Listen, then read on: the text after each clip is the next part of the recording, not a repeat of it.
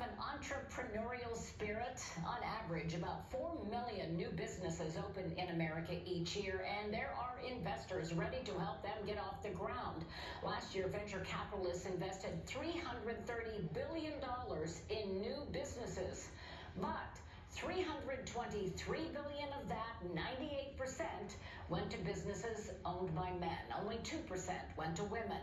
But a local group of investors called Accelerating Angels is working to change that. Accelerating Angels was formed a year ago, and we started raising a $3 million fund.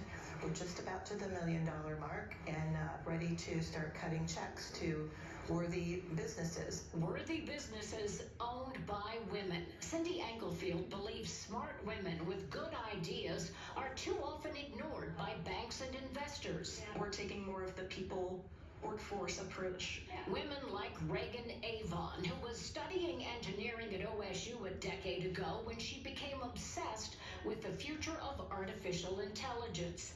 Now she guides companies through adapting AI. So we've helped anywhere from large automotive organizations and supply chain use cases to even your typical work management type of workflows. On this day, she is one of 3 hopeful entrepreneurs who will pitch their companies, hoping to win a $100,000 investment from a room full of venture capitalists.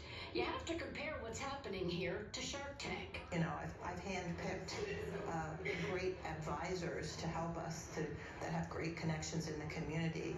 The banks, the universities, the insurance companies. We have a wealth of experts in our city that we can reach out to through our advisors. Reagan says it's tough for women to launch new businesses and entice investors who often don't relate to female founders. So you're investing in a founder, and sometimes, actually most of the time, those deploying capital are men or white men, and so they see themselves in those founders, and it's easier for them to trust those founders that they're going to do some huge visionary idea. But Accelerating Angels wants to change that one investment at a time and capitalize on Central Ohio's growing reputation for business success. It'll definitely accelerate what we've been working on. And then additionally, we'll have access to their expert network of investors and women that I frankly aspire to be. I think the strength of the Midwest and Ohio in particular is going on people's radar. So I welcome them to come to Ohio and we'll invest in them. And they are taking applications from all over the state, all over the region for investment opportunities. We thank you for joining us this morning. Next week, we'll be talking with another candidate for Franklin County Prosecutor, Natalia Harris. We hope you can join us then on The Spectrum.